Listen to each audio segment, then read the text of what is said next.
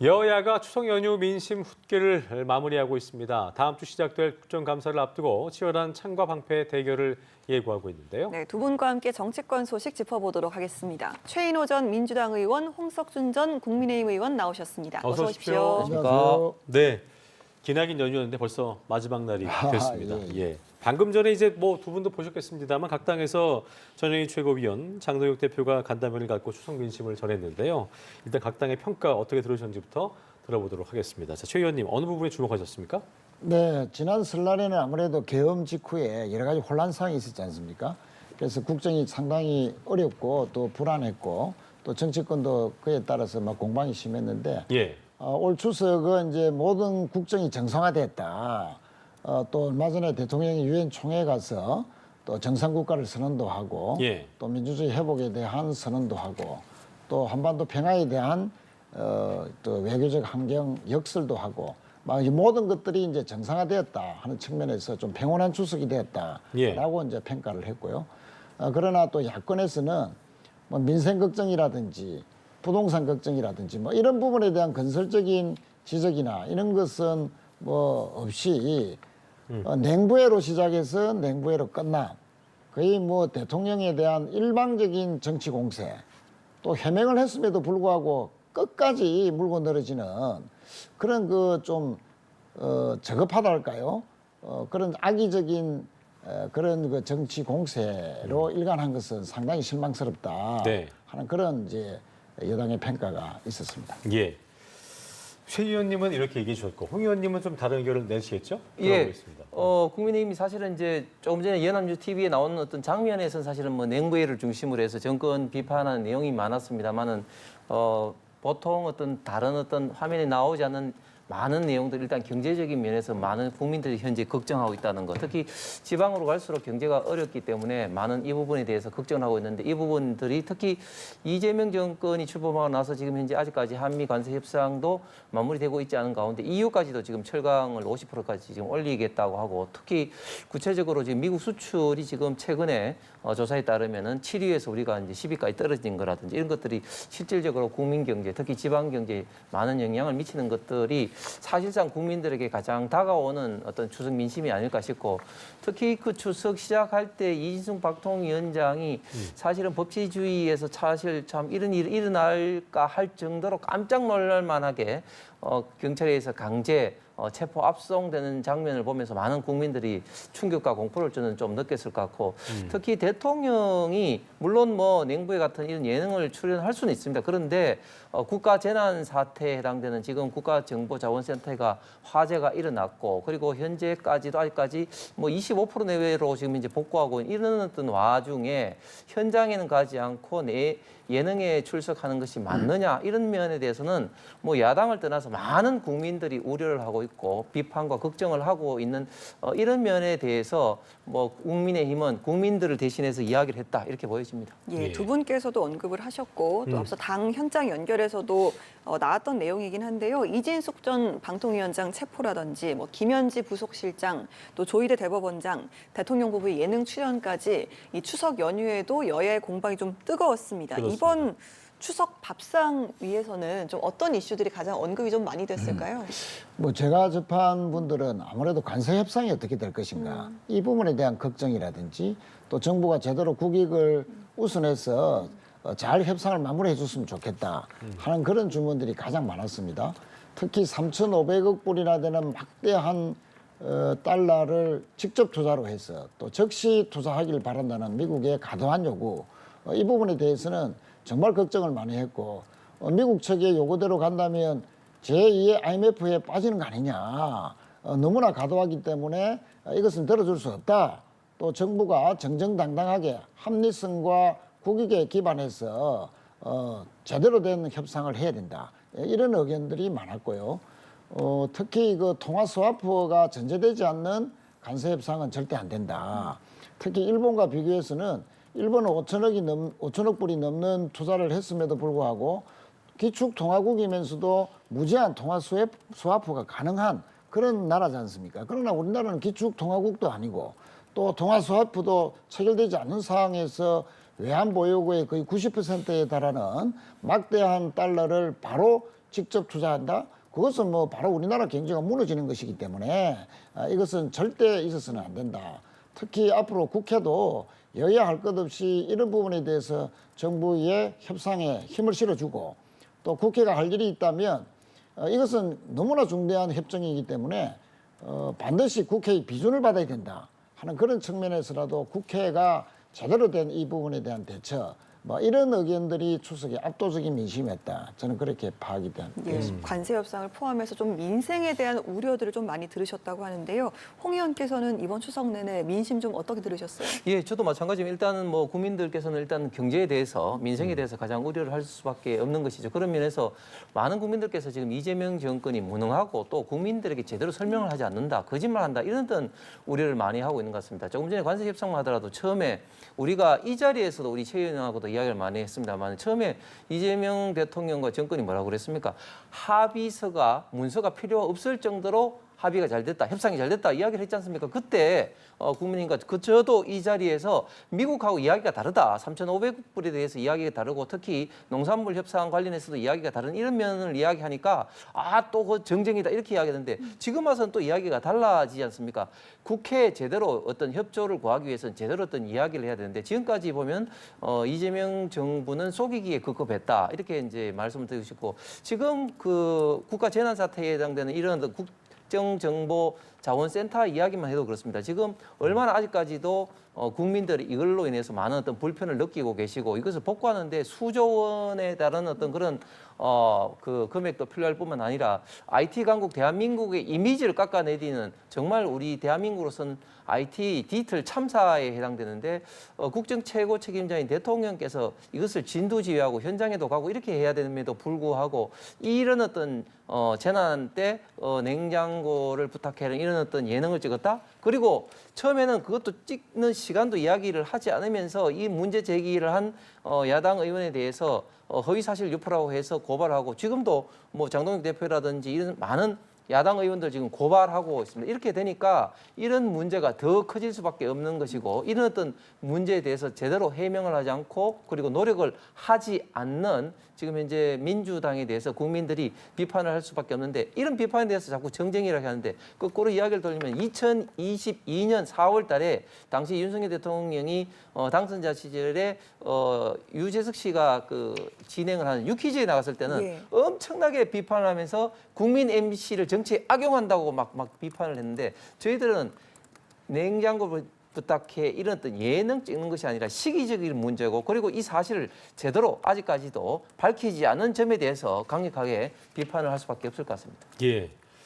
자, 말씀해 주신 뭐 여야의 공방들, 맹부의 논란도 그렇고 579도를 한글날을 맞아 오늘도 계속이 됐는데요.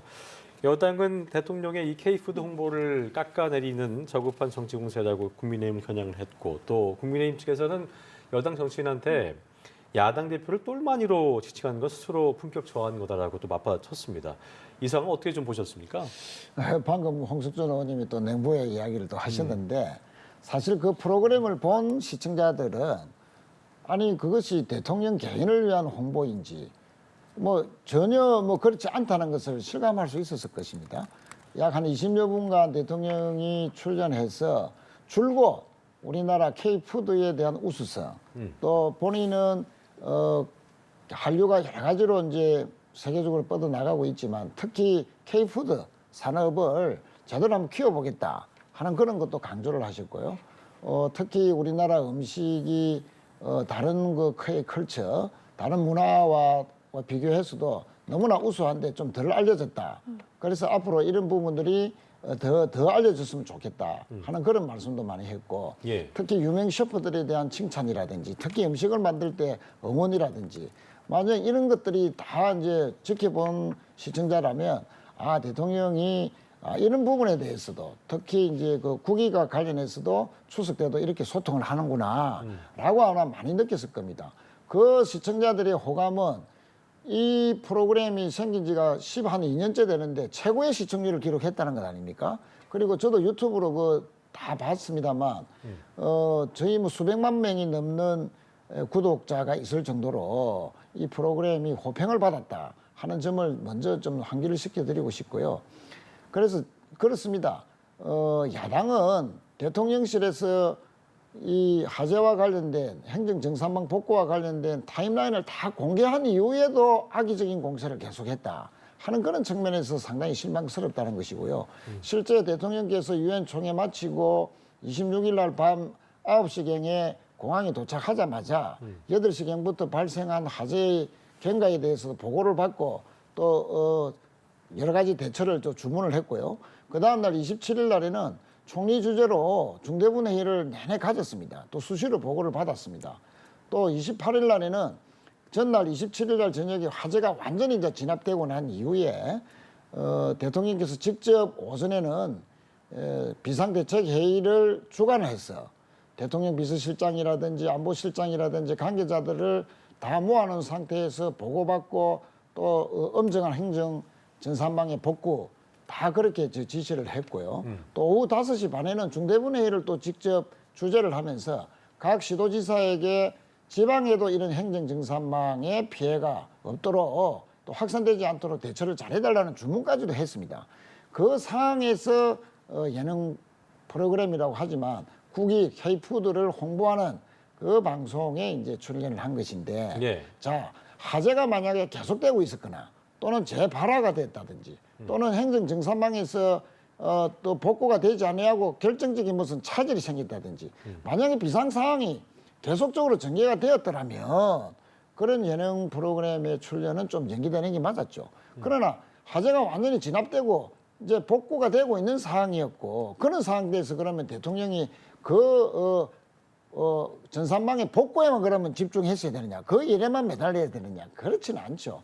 대통령의 24시간이라는 것은 다양한 역할이 있는 것이고 그중에 행정전산망 복구도 가장 중요한 일이었지만 부분적으로 시간을 내서 예. K푸드 홍보를 한 것이 과연 그것이 과연 야당이 그렇게까지 추석 내내 연휴 동안 이거로 시작해서 이거로 끝나는 너무 도가 지나친 그리고 해명을 했는데도 타임 일정이 다 공개되었는데도 불구하고 그 뒤에도 계속 뭐 잃어버린 48시간 등 대통령이 아무런 조치도 안 한 것처럼 그렇게 선동에 가까운 공세를 취한 것은 추석에 민심이 할 일은 아니었다. 예. 지금부터는 좀 자제하고 좀 더 이제 서로 고소고발까지 갔는데 서로 사갈 거는 사과하면서 고소고발은 서로 좀 지하는 게 어떨까 하는 그 저는 개인적인 생각도 해보았습니다. 지금 말씀하신 것처럼 K푸드 홍보 등의 긍정적 효과를 얘기해 주셨는데 사실 민주당은 정치공세 중단해라, 국민의힘은 막말하지 마라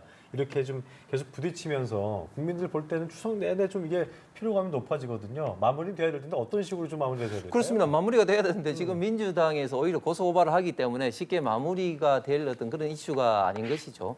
자, K푸드 홍보라고 자꾸 강변을 하기 때문에 문제가 되는데 K푸드 홍보는 BTS라든지 블랙핑크가 냉부에 가는 게 낫지. 지금 그 이재명 대통령이 해야 될 일은 그 냉부의 예능에 출연하는 것이 아니라 재난 현장에 있는 것이 국민이 뽑은 이재명 대통령의 소임입니다. 자, 그런 상황에서 자, 불이 꺼졌다 이야기하시는데 아니 이 사안은 불이 꺼진 게 문제가 아니라 지금 디지털 어떤 참사로 현재까지도 지금 현재 국가정보자원센터의 기능 중에 25%밖에 그 복구하지 못할 정도로 굉장히 지금 현재 복구가 지금 더디고 있습니다. 그래서 28일 날 예능에 출연했을 경우에는 뭐 복구가 전혀 이루어지지 않은 그러니까 국민들 입장에 봤을 때는 민원 서류 하나도 뭐 거의 뭐 하루 걸릴 정도로 그리고 기업 통관이라든지 이런 것도 수작업을 해야 될 정도로 그리고 출입국 관리하는 데 있어서도 전자 정보가 차단돼서 출입국 관리소에서 수기로 그런 것을 할 정도로 국가 비난 재난 상태였는데 과연 대통령이 그 예능 현장에 있으면서 있는 게 맞느냐 그런 어떤 문제 제기를 하는 것이죠. 그리고 일정 타임라인을 다 공개하시다 하는데 전혀 공개를 하지 않았습니다. 언제부터 언제까지 예능을 촬영했느냐 아직까지 공개를 하고 있지 않습니까? 그 출연한 셰프들의 시기에 따라서 1시 15분에 이제 촉이 있었고 그다음에 아마 녹화가 끝날 때쯤이라고 하는 게 이제 4시 10분 뭐 이런 식으로 지금 이제 추정을 하는 것이죠. 그다음에 또 오전에 무슨 지시를 했다고 하는데 그 관련된 뭐 사진이라든지 자료라든지 그런 게 있습니까? 이렇게 타임라인을 제대로 공개를 아직까지도 하나도 하지 않으니까 이런 어떤 문제가 계속 일어나는 것이고, 그리고 지금 현재 또 JTBC도 댓글을 또 지웠다 이런 또 논란도 지금 현재 하고 있는데, 과거에 민주당은 어땠습니까? 그 박근혜 대통령 세월호 뭐 7시간 가지고도 계속 끊임없이 정쟁을 했고, 또 이재명 대통령 같은 경우는 지금 재난 사태 과거에 그 2000 화재 물류 사고 때 뭐 경기지사세 때 뭐 황교익 씨가 먹방이라든지 이런 어떤 과거의 사건도 있었는데, 이렇게 국가의 어떤 재난 사태 때 국정총 책임자로서 이런 어떤 자세를 보이는 것은 바람직하지 않다. 이런 어떤 면에 대해서 문제 제기를 하는 것은 지극히 당연함에도 불구하고 이것을 두고 자꾸 정쟁용이다 호도를 하면서 상대방을 고소 고발하는 것이야말로 이런 어떤 문제가 계속해서 커질 수밖에 없는 그런 상황인 것 같습니다. 알겠습니다. 고소 고발전으로까지 이어지는 후폭풍에 대한 말씀을 좀 들어봤습니다. 이런 가운데 이제 오늘 13일부터요 여야가 이재명 정부 첫 국정감사에 돌입을 합니다. 네. 좀 역시나 여야의 격전이 예상이 되는 상황인데요. 민주당에서는 이제 내란 청산 이야기를 하고 있고, 국민의힘에서는 현 정부의 국정 난맥상을 파헤치겠다 이렇게 예고를 한 상황입니다. 어떻게 좀 예상을 하고 계시는지요? 그렇습니다. 우선 내란과 관련된 진상규명과 관련된 각 관련 상임위에서 아직까지 드러나지 않았던 또는 진상규명이 좀 미진한 부분에 대한 집중적인 규명이 있어야 될 것이다라고 판단이 들고요. 특히 이제 그 국방부 외에 검찰이 내란과 관련해서 혹시 관련이 있었느냐, 뭐 여러 가지 정황들이 이제 드러났습니다만 그와 관련해서 여러 가지 또 진상이 드러날지 주목되는 부분이다 하는 말씀을 드리고, 특히 그 김건희 특검에서도 여러 가지 지금 사실들이 밝혀지고 있지만 양평 고속도로 노선 변경 의혹이라든지 아직까지 특검에서 제대로 된 수사 결과를 내놓지 못하는 부분, 그러나 국회에서 그동안 많은 의혹을 제기했던 그런 사안들에 대해서 예. 추가적으로 국회가 좀 더 밝힐 것이나 진상규명에 성과가 있다면 이번 국감에서도 상당 부분 규명이 되지 않겠나 그렇게 봐집니다.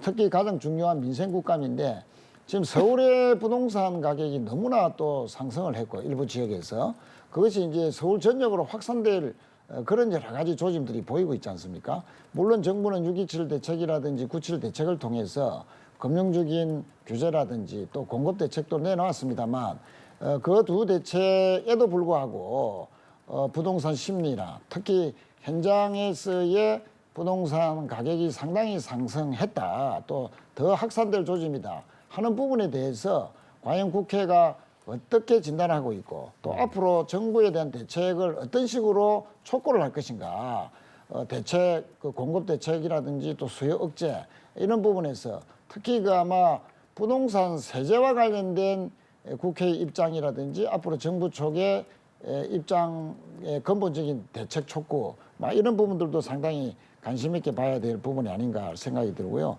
특히 그 안전 문제는 이재명 정부가 상당히 강조를 하고 특히 산재 예방에 대해서 다각도로 강도 높은 대책과 주문들을 하고 있는데, 국회 차원에서도 앞으로 이 산업재해 등 사망사고의 근본적인 근절을 위해서 앞으로 제도적으로 어떤 대책들을 내놓을 수 있을지 이런 부분들이 앞으로 국감에서 뜨거운 쟁점이 되지 않겠나 이렇게 봐집니다. 역시나 내란 청산을 강조를 좀 해주시고 또 부동산 관련 민생이라든지 산재를 포함한 국민 안전에 대한 이야기를 좀 해주셨는데요. 홍 전 의원께서는 어떻게 생각하시나요? 예, 국감은 철저하게 그 지금 우리 대한민국에 있던 경제, 안보, 민생으로 가야 됩니다. 지금 좀 전에 최 의원께서 말씀하신 그런 내란 주제는 사실은 이제 국감에서는 이제 다룰 게 아니고 이미 이제 수사 재판이기 때문에 그거에 맡기면 될 것 같고, 일단 가장 먼저 지금 이제 관세 협상이 이렇게 지금 지지부진하고 앞으로 어떻게 될 것인가 하는 초미의 관심사가 될 것 같습니다. 그리고 지금 대한민국 경제가 굉장히 좀 심각한 상황인데요. 지금 여러 기간마다 좀 차이는 있습니다만은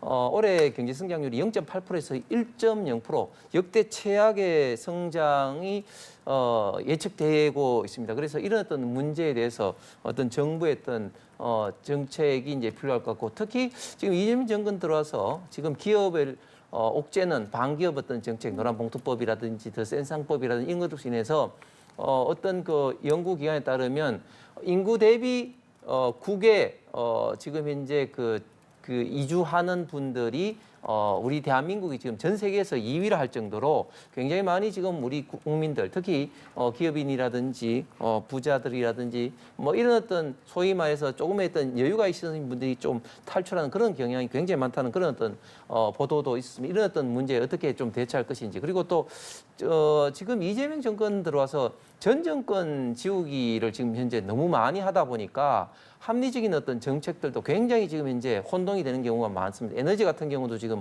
원전 정책이 굉장히 좀 혼란스럽고요. 그다음에 지역적으로 봤을 때 예를 들면 환경부에서 윤석열 정권 때 추진했던 댐들이 갑자기 거의 한 절반이나 별다른 이유 없이 백지화되는 그런 사례들도 굉장히 많습니다. 대구 인근의 운문천 댐이 뭐 취소되는 거라든지 또 포항의 영일만 대교 사업이 갑자기 또 조정되는 거라든지 전 정권 사업이기 때문에 일방적으로 취소가 되는 이런 어떤 문제에 대해서도 국감 때 많이 좀 다뤄질 것 같고 특히 이진숙 방통위원장의 이런 어떤 별다른 이유 없이 체포가 되는 이런 어떤 것에 대해서는 국민의 기본권 자유, 신체의 자유를 침해하는 이런 문제에 대해서 많은 좀 따지는 어떤 그런 어떤 질의가 있을 것 같습니다. 예. 강론으로 좀 들어가 보자면 이제 국감 최대 격전지로 꼽히는 상임위가 법사위인데요. 추미애 법사위원장을 필두로 해서 여당 내 강성파들이 국감 전부터 뭐 조희대, 한덕수 회동설에 불을 또 지피고 있고 대법원 현장 국감도 추가를 했습니다. 뭐 국민의힘 이에 대해서 사법부 겁박이라 규정을 짓고 있는 상황인데 이 부분은 좀 어떻게 보셨어요? 우선 그 사법부의 불신이 왜 이렇게 야기됐느냐에 대한 국감에서 여러 가지 지적들이 다각도로 전개될 것으로 보입니다. 특히 이제 대법원 국감을 예정하고 있는데 국감이 되면 직위원 이제 판사에 대한 문제 제기가 여러 가지 차원으로 아마 전개될 것 같습니다. 우선 윤석열 대통령에 대해서 당시 왜 구속을 취소했느냐? 70년 그 사법 사상 거의 날로 지금까지 계산하다가 왜 그 구속 취소 때만 시간 단위로 계산해서 풀어줬느냐. 그런데 그 뒤에 대법원에서 어떤 조치를 취했느냐. 그 아마 따지고 물을 것 같고요. 또 최근에 지금 윤석열 재판을 하고 있습니다만 직위원 재판부가 너무 넉장으로 지금 재판하고 있는 거 아니냐.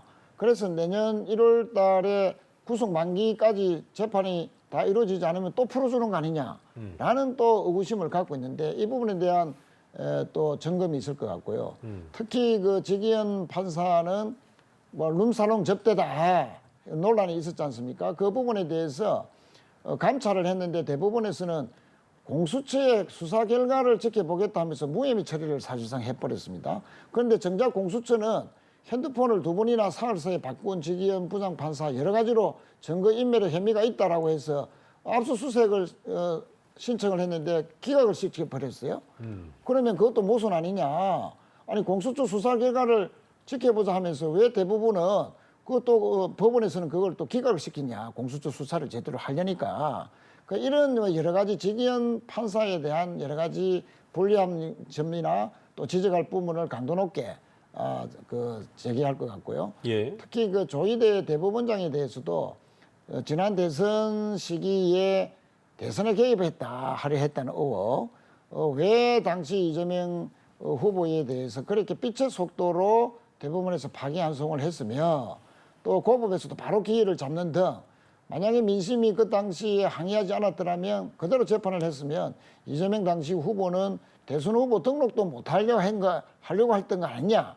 그런 그 대선 개입 의혹에 대해서도 문제 제기를 강도 높게 할 것으로 보입니다. 그래서 사법부의 불신이 분명히 있는 만큼 또 국민들의 그런 의혹들이나 또 문제 제기가 계속되는 만큼 사법부의 국민 신뢰 방안에 대해서 대책들을 좀 내놓으라 하는 그런 주문들이 많을 것으로 봐집니다. 네, 이 현장 국감 같은 경우에는 민주당이 이제 사법부의 어떤 정치 중립성 문제를 검증했던 입장인 건데 국민의 입장에서는 이런 현장 국감이란 방식이 어떤 정당한 감시 기능이 아니다. 이거 뭐 사법부에 대한 압박이다. 이렇게 좀 보고 있는 겁니까? 그렇죠. 우리 대한민국 헌정 역사상 대법원에 대한 현장 국감이 없었습니다. 없었던 이유는 우리 대한민국이 가장 중요하게 생각하는 세 가지 국가 통치 원리죠. 자유민주주의와 법치주의 그리고 상권 분립에 있어서 결국은 사법부는 그 사업부를 구성하고 있는 법관들은 헌법과 법률에 의해서 양심의 기초에서 이제 판단을 하는 것인데 그런 판단에 대해서 각계 개별 어떤 법관들의 판단에 대해서 이 정치권이 이제 압박을 가하게 되면 기본적인 어떤 상권 분립과 법치주의가 흔들릴 수밖에 없기 때문이죠. 그렇기 때문에 지금까지도 이 현장 대법원 국감이 한 번도 없었는데 지금 이재명 정권 들어와서 참으로 참 걱정스러운 건 이런 어떤 법치주의와 지금 상권 분립이 기본부터 지금 흔들리고 있습니다. 과거에 과연 어떻게 지금 조희대 대법원장처럼 대법원장 물러나라고 정치권에서 이렇게 압박을 가한 적이 있습니까? 지금 계속해서 조희대 대법원장이 뭐 대선 개입했다 뭐 이런 식으로 민주당에서 강하게 주장을 하고 있는데 당시에 유죄 취지의 파기환송을 할 때 조희대 대법원장이 단독으로 독단으로 전원합의체, 대법원 전원합의체 한 것이 아니라 각 개별 대법관들의 의견을 물어가지고 전원합의체에 넘겼다고 법원 행정처장이 국회에 와서 답변을 했습니다. 그런데 자꾸 지금 대법원장인 조희대 대법원장을 타켓으로 삼아서 청문회를 하고 또 특검을 한다고 하고 이런 식으로 압박을 하는 것은 우리 대한민국의 가장 중요한 헌법의 원리, 사법의 독립과 법치주의를 정면으로 지금 이제 부정하는 것이고 뿌리째 흔드는 것이다 이렇게 생각하고 그런 면에서 지금 민주당이 뭐 내란 재판 특별부다 뭐 이런 식으로 계속해서 지금 대한민국의 지금 현재 사법부를 압박하고 상권 분립을 위협하는 이런 어떤 행동을 한다면 저는 민주당과 이재명 정권에 많은 어떤 국민들과 비판과 후폭풍이 있을 거로 예상이 됩니다. 예, 법사위만큼이나 주목되는 부분이 이제 운영위와 과방위일 텐데요. 그렇습니다. 여기에서 이제 이진숙 방통위원장 체포와 석방 논란이라든지 김현지 부속실장의 어떤 출석 여부를 둘러싸고 그리고 또 대통령의 예능 출연이라는 이런 부분에서도 정쟁이 좀 예상이 됩니다. 두 분께서는 분위기를 좀 어떻게 살피고 계시는지요? 뭐 운영위원회에서 예능 프로그램이다 자꾸 그래 하면서 공세를 취하면 야당이 아마 갈수록 더 불리해질 것 같고요. 최고의 시청률을 기록했다 하는 그런 측면에서 이제 좀 자제할 필요가 있다 하는 말씀을 드리고 이진숙 전 위원장 부분은 경찰 측의 입장대로 한다면 이게 이제 공무원의 지위를 가지고 선거운동에 개입을 했느냐 또 어떠한 목적으로 했느냐 뭐 여러 가지 부분에서 공소시효가 임박하다. 12월 3일이 되면은 공소시효가 다 됐기 때문에 출석을 6번 요청했음에도 불구하고 불응했기 때문에 할 수 없이 이제 체포영장을 법원으로부터 발부받았을 뿐이다라고 이제 해명을 하지 않습니까? 그 부분에 대해서 행안위에서는 경찰 측 입장을 조금 더 자세하게 들어볼 필요가 있겠다라는 생각이고요. 그럼에도 불구하고 저도 사실은 이진숙 전 위원장이 갑자기 체포되는 것에 대해서 좀 의아스럽게 느껴진 그 느낌이 있었습니다.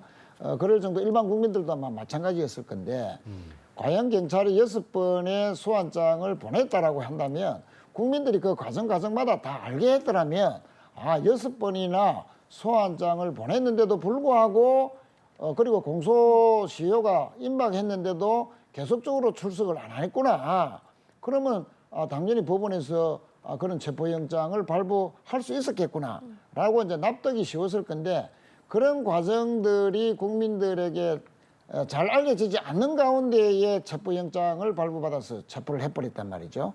자, 그런 과정에서 경찰이 국민들의 일반적인 인식으로 보면 좀 과잉스럽다라는 그런 느낌을 준 것에 대해서는 분명히 한 번 더 냉철하게 성찰해 볼 필요가 분명히 있는 대목이 있다. 그런 부분에서 여야가 좀 따져야 될 부분은 따져야 안 되겠는가 그렇게 생각을 하고요.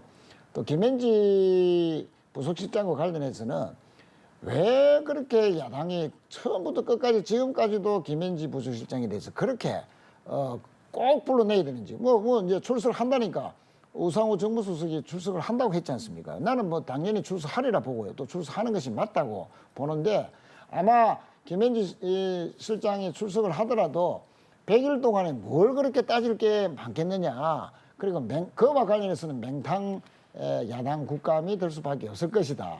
저는 그렇게 말씀드리겠습니다. 예, 홍 전 의원께서는 어떻게 예상을 하시나요? 예, 최 의원께서 처음부터 만약에 김현지 부속실장이 총무 비서관 시절부터 뭐 당연히 나온다고 생각을 하면은 이렇게 문제가 안 됐을 겁니다. 그런데 문희석 의원을 비롯해서 민주당 의원들이 과잉 충성으로 김현지 정무비서관 출석해서는 안 된다고 이야기를 하니까 사실은 그동안 많은 국민들이 사실 김현지라는 존재를 어떻게 알았겠습니까? 국민의힘에서도 김현지 부속실장 당시에 총무비서관이 이재명 대통령의 최측근이다 뭐 이 정도만 알고 있었지 그렇게 잘 몰랐는데 민주당이 당연히 출석해야 될 대상인 총무비서관이 출석해서는 안 된다고 막게 되니까 이게 이제 정쟁으로 되고 또 김현지 또 총무비서관에 대해서 관심이 이제 국민 차원에서 정폭이 되는 것이죠. 거기다가 또 갑자기 또 부속실장으로 인사를 하게 되니까 야 김현지 총무비서관을 국회 출석시키지 않기 위해서 또 이렇게 또 인사를 하는구나 이런 또 의혹을 당연히 받는 거 아니겠습니까? 그래서 저는 당연히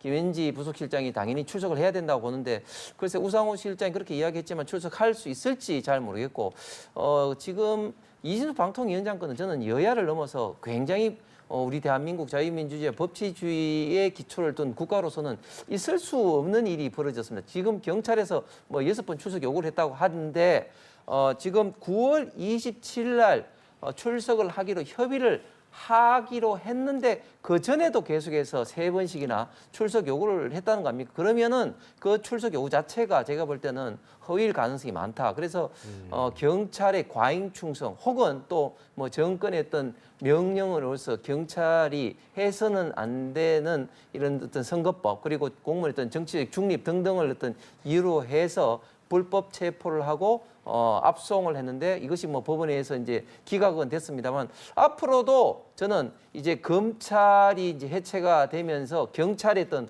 권한이 비대해지면 앞으로도 이런 유사한 사례가 굉장히 일어날 가능성이 많다. 지금 전직 장관급인 지금 이진숙 전 방통위원장까지도 저런 식으로 되는데 일반 국민들은 어떻게 되겠습니까? 그래서 이런 면에 대해서는 우리가 철저하게 이해를 넘어서 경찰이 다시는 이런 어떤 유사 사례가 발생하지 않도록 체크를 하고 예방을 하는 조치가 이번 국감 때 반드시 있어야 될 것 같습니다. 알겠습니다.